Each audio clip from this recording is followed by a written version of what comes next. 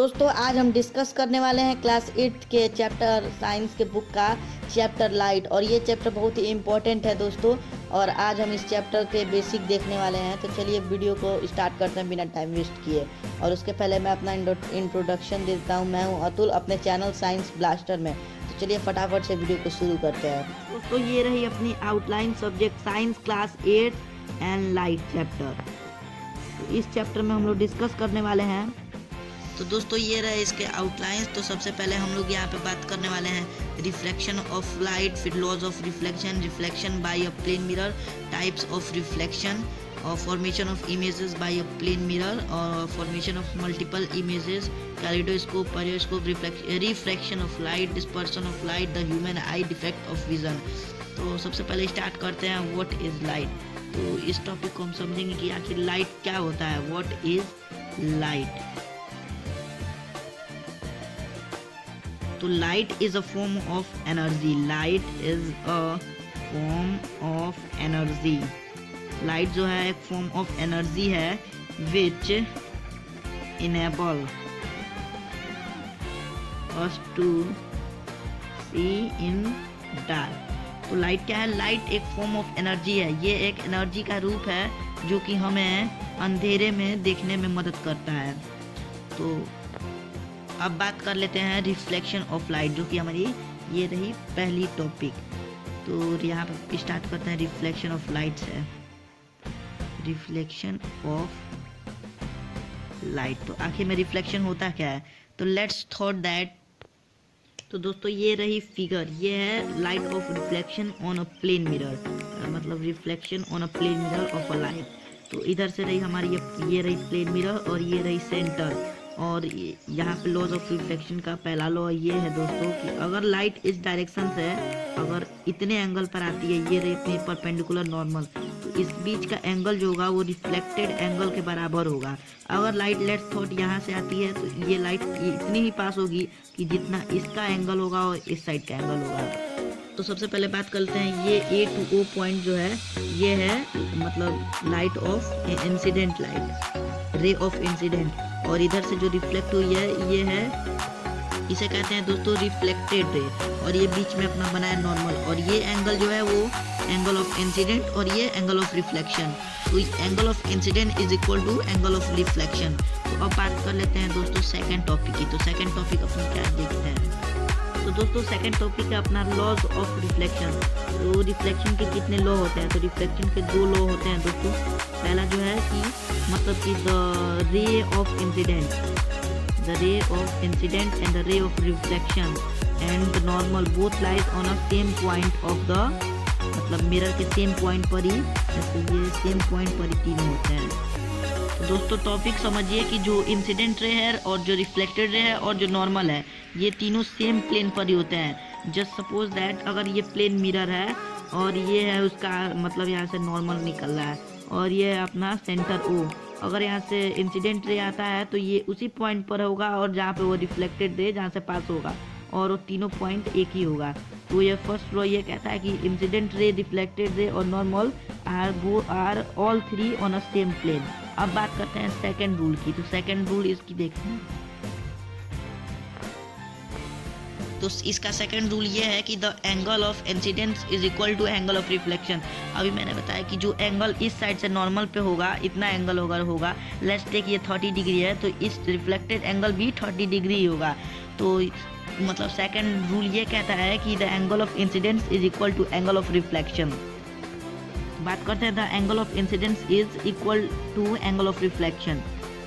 तो ये रही अपनी फिगर, और ये रहा एंगल ऑफ, मतलब ये angle of incidence is equal to angle of reflection, और ये अपना इंसिडेंट रे, और ये रिफ्लेक्टेड रे, और ये नॉर्मल, और ये रही अपनी प्लेन मिरर। तो चलते हैं नेक्स्ट टॉपिक पर। तो दोस्तों ये रही अपनी next topic, reflection by a plane mirror. तो यहाँ पे क्या कहता है topic? Any smooth polish surface which can return the rays of a light at the same angle is called as a mirror. तो मिरर क्या होता है? कोई भी polish surface which can reflect light, means return the rays of light is known as mirror. मतलब कोई भी इधर देखते हैं, a plane mirror is used and every day to whom at looking at our own image. This is because the most of the light falling on the mirror is reflected by it. Any highly polished metal surface or even still water act like a mirror. Means कि any polished surface, highly polished surface or anything means like about water is also said to be like a mirror. दोस्तों अभी हमने इधर से ये topic complete की, laws of reflection complete की और reflection by a plane mirror complete की। और अब बात करते हैं टॉपिक मतलब टाइप्स ऑफ रिफ्लेक्शन पे। तो चलिए इसको स्टार्ट करते हैं। तो ये रही टाइप्स ऑफ रिफ्लेक्शन। अब बात करने वाले हैं कि टाइप रिफ्लेक्शन के कितने टाइप्स होते हैं। तो दोस्तों ये रही टाइप्स ऑफ रिफ्लेक्शन। तो टाइप्स ऑफ रिफ्लेक्शन में होते हैं एक रेगुलर रिफ्लेक्शन और एक होता है इरेगुलर रिफ्लेक्शन। तो रेगुलर रिफ्लेक्शन हमेशा प्लेन मिरर पर ही होता है दोस्तों, जो मिरर प्लेन होता है। और इरेगुलर रिफ्लेक्शन किसी भी मतलब कर्व सरफेस या फिर ऊंचे नीचे सरफेस पर, जिगजैग सरफेस पर इरेगुलर रिफ्लेक्शन होते हैं। दोस्तों इस फिगर से आप समझ सकते हैं कि यहाँ पर ये प्लेन मिरर पर अगर ये है तो यहाँ पे इंसिडेंट से अगर आते हैं और यहाँ पे तीनों यहाँ पे टच करते हैं तो ये रिफ्लेक्ट होते हैं। तो ये एक रेगुलर डायरेक्शन में होता है, इधर से 3 आए उधर से 3 गए। और बात करते हैं अगर हम इरेगुलर रिफ्लेक्शन की, तो वो कोई भी कर्व सरफेस हो सकता है। जैसे कि ये इरेगुलर रिफ्लेक्शन कर्व सरफेस पे है, यहाँ पर ये कर्व है और इस पर अगर लाइट रे पास होते हैं, कोई लाइट रे इधर हो जाता है, कोई जिगजैग लाइट रे पास होता है, ये इरेगुलर रिफ्लेक्शन कहते हैं। अब चलिए अगले टॉपिक पर चलते हैं। तो अभी दोस्तों ये टॉपिक कंप्लीट किया टाइप्स ऑफ रिफ्लेक्शन। अब चलते हैं formation of images by a plane mirror. Formation of images by a plane mirror, ये क्या टॉपिक है इसको समझते हैं। तो दोस्तों ये रही अपनी topic formation of images by a plane mirror. और दोस्तों अभी हम लोग इधर से समझते हैं formation of images by plane mirror. तो फॉर्मेशन प्लेन मिरर पर इमेज का फॉर्मेशन कैसा होता है। तो the image form on a plane mirror is virtual होता है। The image is literally inverted. Like अगर हम यहाँ पर मैंने इधर से मिरर ऐसे लगाया हुआ है और यहाँ पर मैंने एक इस टाइप का ये रख दिया है। लेट्स यहाँ पे मैंने बी ड्रॉ कर दिया। तो मिरर में जो इसकी इमेज बनेगी दोस्तों वो कुछ इस टाइप से बनेगा। मतलब कि अप साइड टू सेम रहता है, लेकिन ये जो होता है मतलब ये पार्ट इस साइड से रोटेट हो जाता है, इसको कहते हैं लेटरली इन्वर्जन। और अब ये थर्ड टॉपिक क्या है, the image formed in a mirror is erect. और ये जो इमेज फॉर्म होता है प्लेन मिरर पर वो सीधा होता है। फोर्थ क्या है, the image formed by a plane mirror is not the same size of the object, is of the same size of the object. मतलब कि ये प्लेन मतलब जितनी आपकी ऑब्जेक्ट रहेगी उतनी उसकी साइज होती है अगर डिस्टेंस पर रखी जाए तो। The distance of the image from the mirror is equal to that the object from the mirror. तो जो डिस्टेंस को आप इमेज मतलब जो डिस्टेंस इमेज का आप मिरर पे रखते हैं, मतलब कि जो ऑब्जेक्ट है जितने डिस्टेंस पर मिरर में उतना ही उसमें भी शो करेगा। अब अगले टॉपिक पे चलते हैं दोस्तों। अभी जो अपना अगला टॉपिक है वो है फॉर्मेशन ऑफ मल्टीपल इमेजेस। तो मल्टीपल इमेजेस कब फॉर्म होती है। लेट्स टेक यहाँ पर अगर यहाँ पे 2 मिरर रख देते हैं, ये मिरर लेट्स टेक हो गया और जस्ट इसके अपोजिट डायरेक्शन में, तो अगर इसके बीच में आज मैंने एक ऐसे लेट्स टेक यहाँ पे एक कैंडल बर्न कर दिया या फिर एक बल्ब हो गया। अब मतलब कि इसका कितनी बार इमेजेस होगा, formation of images in a plane mirror. तो फॉर्मेशन ऑफ मल्टीपल इमेजेस कब होता है, when 2 plane mirrors are held at some angle to one another and the object is placed in between them, then multiple images form depending upon the angle between them. We will consider 3 cases. Mean दोस्तों कि अगर ये mirror ऐसे 90 degree के मतलब distance पर रखा गया हो, एक मिरर लाइक दिस यहाँ पर रखा गया हो और एक मिरर जस्ट यहाँ ऐसे यहाँ पर रख दी गई हो और बीच में यहाँ पे ऑब्जेक्ट हो, तो यहाँ पे फॉर्मेशन जो होगा उसको एक निकालने का दोस्तों यहाँ पे ट्रिक है, इफ ऑब्जर्व द एंगल। अभी मैं इसको ट्रिक को बताता हूँ। और अगर 3 केसेस में देख सकते हैं दोस्तों, अगर वो 60 डिग्री पर रखी गई हो, मीन्स एक मिरर इस टाइप का हो और एक कुछ इस टाइप का हो, मतलब थोड़े और पास इस टाइप में ऐसे, ये दोस्तों ये जो लगभग 60 डिग्री के आसपास। और एक होता है when the 2 facing one another, means अभी मैंने जो यहाँ पे बताया एक मिरर इस साइड में और एक मिरर इस साइड में। तो अभी देखते हैं उसको किस तरह से निकालते हैं दोस्तों। उसको निकालने के लिए यहाँ पे formula, it is observe that angle तो यहाँ पे हम लोग क्या करता है, नंबर ऑफ इमेजेस फाइंड करने के लिए 360 डिग्री पहले ले लेता है टोटल में, और नीचे क्यू की जगह कितने एंगल पे वो दोनों मिरर प्लेस्ड है, और बीच में मतलब ऑब्जेक्ट तो होगा ही जिस ऑब्जेक्ट का हमको इमेज निकालना है। तो इधर में 360 ले लेते हैं किसी भी केस में, और नीचे कितने डिग्री पर मिरर प्लेस्ड है और -1 कर देते हैं। तो अगर यहाँ पे हमने 90 डिग्री पे मिरर लगाया हुआ है तो 360 को 90 से डिवाइड कर देंगे तो यहाँ पे 4 आ जाएगा, 4 में से 1 माइनस कर देंगे तो यहाँ पे 3 इमेजेस का फॉर्मेशन होगा। अगर वो मतलब कि यहाँ पे if the angle between the mirrors are 60 degree 5 images can be seen. अब देखते हैं किस तरह से, अगर 360 को हम 60 से डिवाइड करते हैं तो ये हो जाता है 6, और 6 में से 1 माइनस करेंगे तो 5 इमेजेस फॉर्म हो जाएंगे। इसी टाइप से अगर किसी भी मतलब कि कितने भी डिग्री पर हो तो उसको डिवाइड करने के बाद उसमें सब्ट्रैक्ट करेंगे तो पता चलेगा कितने इमेजेस का फॉर्मेशन होगा। अब और अगर यहाँ पे 30 डिग्री पे हुआ तो 360/30 -1 तो 12 - 1 11 इमेजेस फॉर्म हो जाएंगे।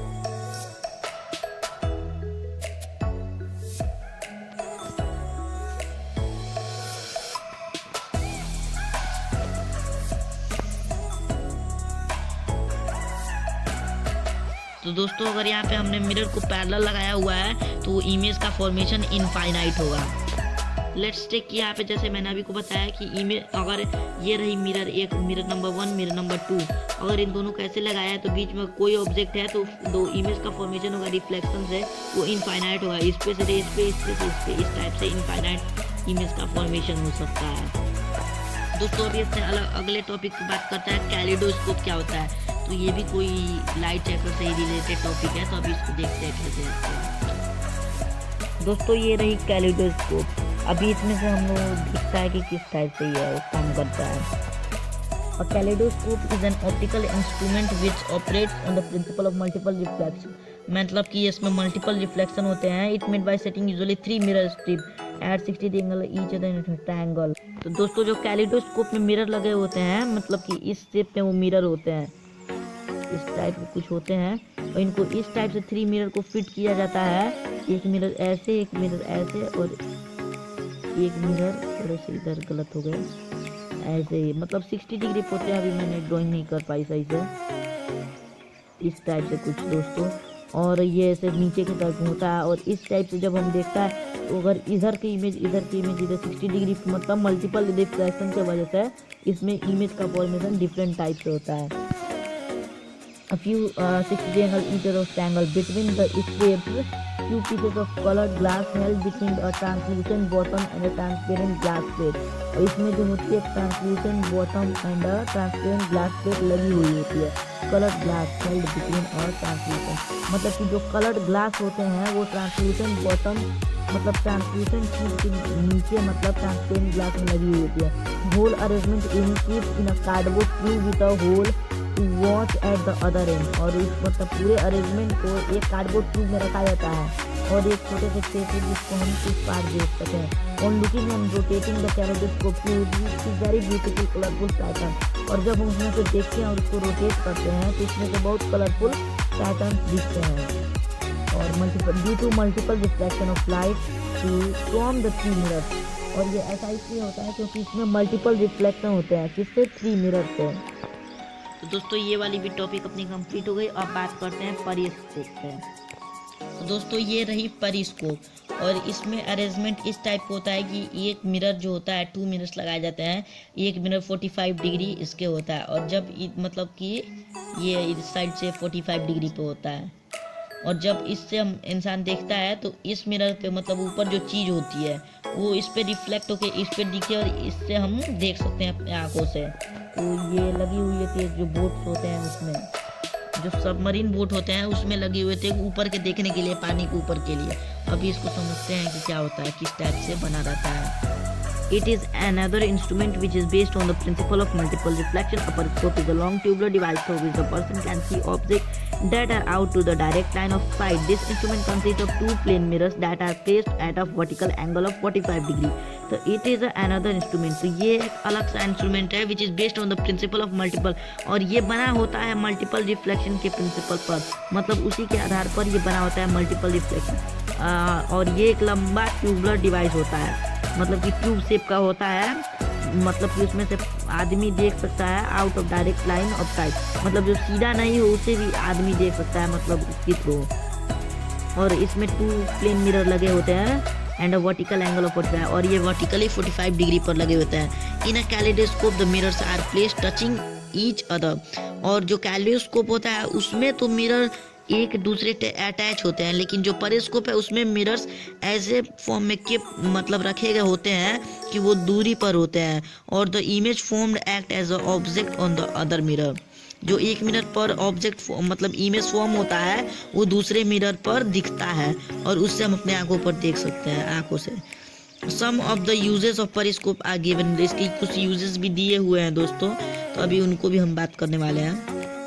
A periscope is used to view things at a different level। जो पेरिस्कोप होता है उसको हम लोग देख सकते हैं चीज़ों को जो डिफरेंट लेवल पर भी हो, मतलब कि अगर हम नीचे बैठे हों और इस टाइप का हमको चीज़ देखना हो यहाँ पर, मतलब कि लेट्स टेक एग्जांपल से दोस्तों मेरी ड्राइंग अच्छी नहीं, लेकिन लेट्स टेक ये एक सबमरीन है जो कि अंडर वाटर है इस समय, और इसमें कोई आदमी मतलब बाहर का व्यू देखना चाहता है तो इस पर इसको थ्रू देख सकता है, मतलब कि इस पर से रिफ्लेक्ट होके अगर मान लो उसको बोट को देखना हो कि आगे क्या चीज़ है तो वो इसमें से इसको देख सकता है कि इस पर से रिफ्लेक्ट होगा और इसका जो इमेज फॉर्म होगा फर्स्ट इस मिरर पर होगा और उसके बाद इस यहाँ से रिफ्लेक्शन की वजह से मल्टीपल रिफ्लेक्शन की वजह से इस पर होगा और इस तरह वो आदमी को देख सकता है मतलब कि आगे क्या हो रहा है। तो ये इंस्ट्रूमेंट भी काफ़ी अच्छा है दोस्तों और हम इसको ईजिली भी बना सकते हैं।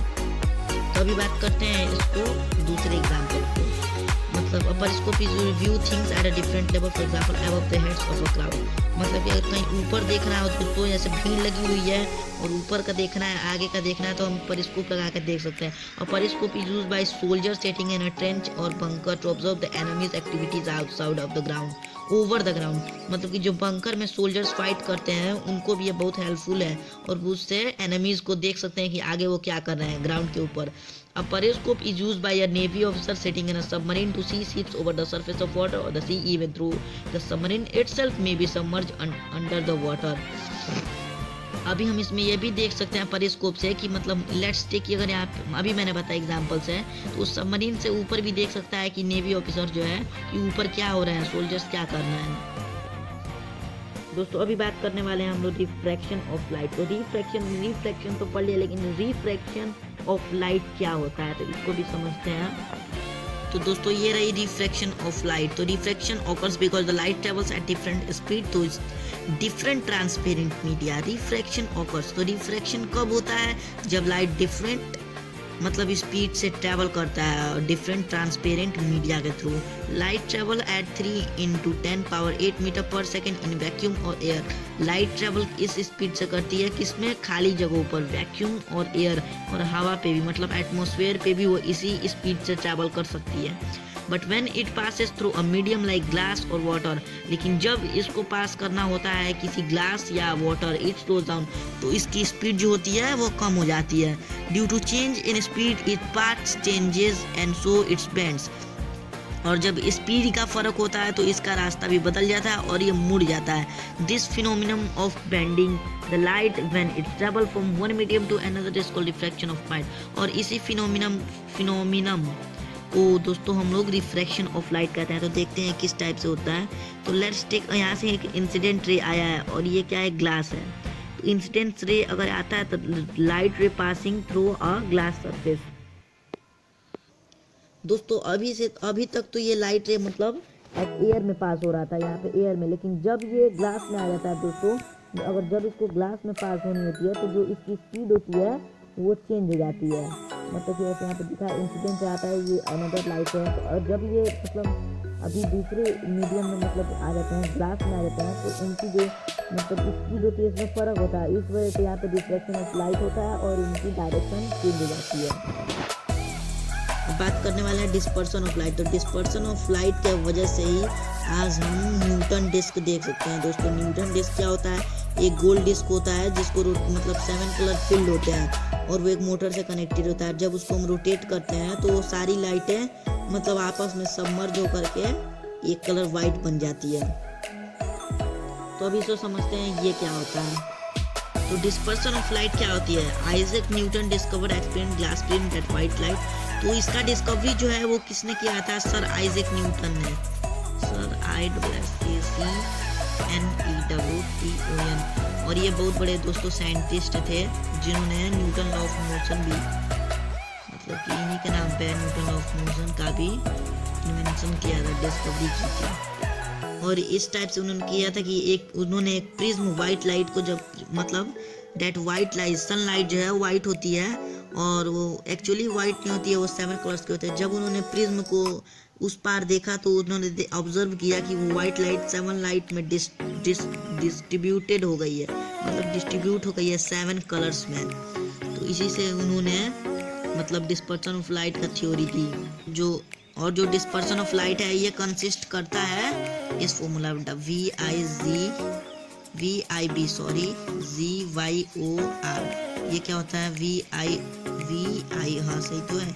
OLET वॉयलेट, INDI इंडिगो, इधर रहते हैं ब्लू, फिर ग्रीन, और दोस्तों इधर आ जाती है फिर से हमारा येलो, फिर इधर में ऑरेंज होगा, और फिर इधर में आता है रेड। इसी से न्यूटन यहाँ पर भी न्यूटन डिस्क भी है, यहाँ इधर हो जाती है। और ये 2 ये 4